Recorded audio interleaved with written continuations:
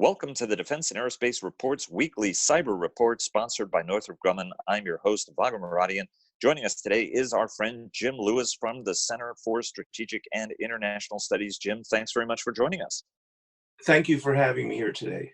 Let's talk a little bit about NACON, which is a Chinese People's Liberation Army unit. The cybersecurity firm Checkpoint has illustrated sort of their latest advanced persistent threat campaign using one nation's diplomatic servers to try to get into another nation's diplomatic servers and target with extreme precision not just individuals but specific files in specific ministries, or rather I should say specific individuals in specific ministries and the specific files that they've been looking for, including the deletion of files. Talk to us a little bit about this Chinese unit.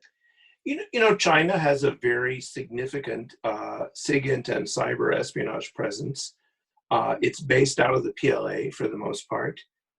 There are specific units within the PLA that are given taskings, just like in any intelligence agency, to focus on particular regions or particular technologies. Some people say this PLA unit is Unit 78020. I don't know if that's right. But that's how the PLA describes itself. They don't call themselves, Fuzzy Bear or Flaming Dragon or anything like that. So this is a PLA unit in their signals intelligence group tasked with spying on Southeast Asia. Talk to us a little bit about the notion of what is an advanced persistent threat, because the Chinese are the embodiment of it in their ability to not just get somewhere, but stay there for long periods of time. What I was told by someone from the Bush administration is that for a period, the US didn't want to say China. And so when they would do the briefings, they would say advanced persistent threat. Why? Because these are very skillful hackers, and because they are persistent.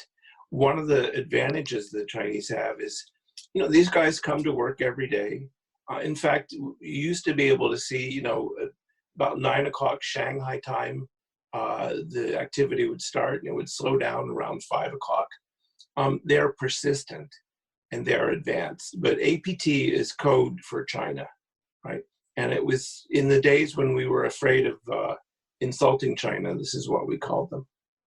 So in this Checkpoint disclosure, they talked in some detail about how this unit is prosecuting this particular campaign, and they've characterized it as really crossing red lines, although I'm not sure you fall into that, or would like to get your take on it, right? So talk to us about this specific campaign, what they've been trying to achieve, and whether it is unprecedented or not. Different PLA units have different assignments. This group appears to have been assigned to conduct cyber espionage in Southeast Asia. It's not unprecedented.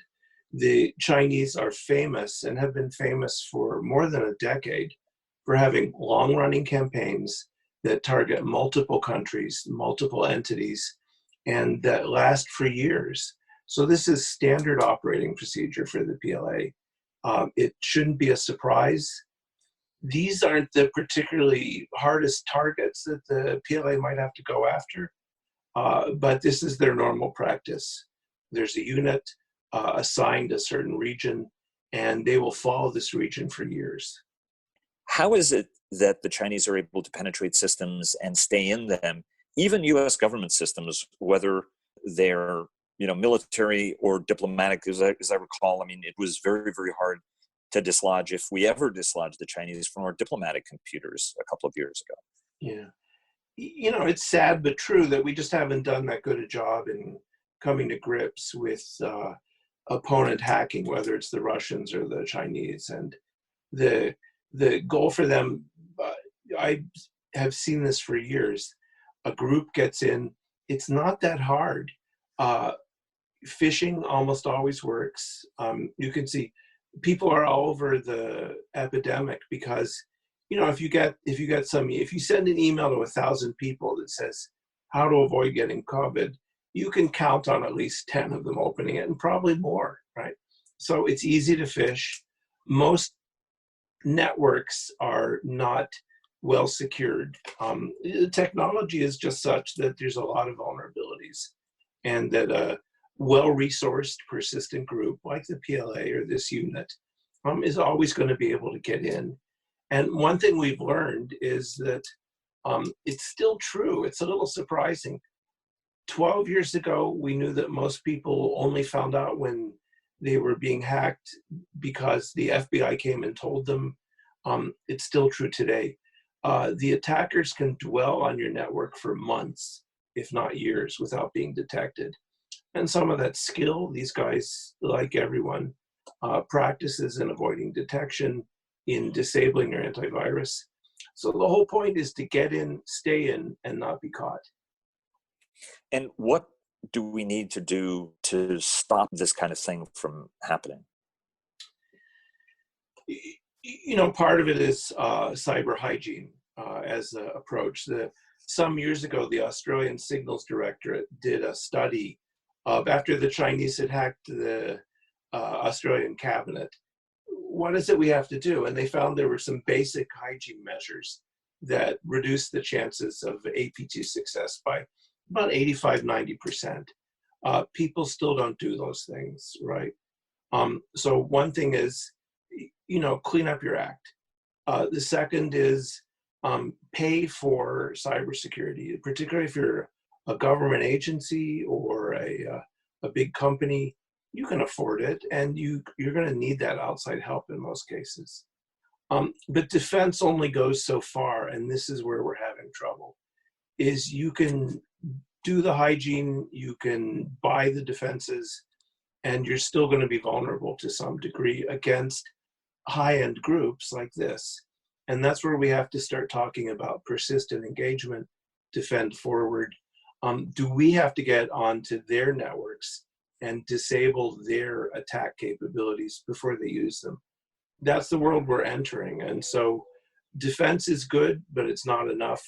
The US now has to think about defend forward. What are some of the issues that brings up, right? Because the United States has always been very, very reluctant. President Trump did delegate a lot of authority farther down the chain. The last administration kept the sort of offensive capability at a much higher level under lock and key, if you will. Yeah. What does this new universe look like when we have to be far more aggressive on, right, from a defensive standpoint, but also an offensive standpoint to then better deter? Well, that's part of the problem. And in some ways, I wish I'd studied anthropology, because deterrence for me is deterrence for me is ancestor worship. We're not going to deter the Chinese. We're not going to deter APT. We're not going to deter Nikon. We're not going to deter them unless there's penalties, because right now they aren't afraid of us. We cannot make a credible threat. And the only way to change that is to actually engage with them. Now, that's very difficult and it's risky, right? You have to think, what's a proportional response? How far am I willing to go? What will the Chinese do in reaction?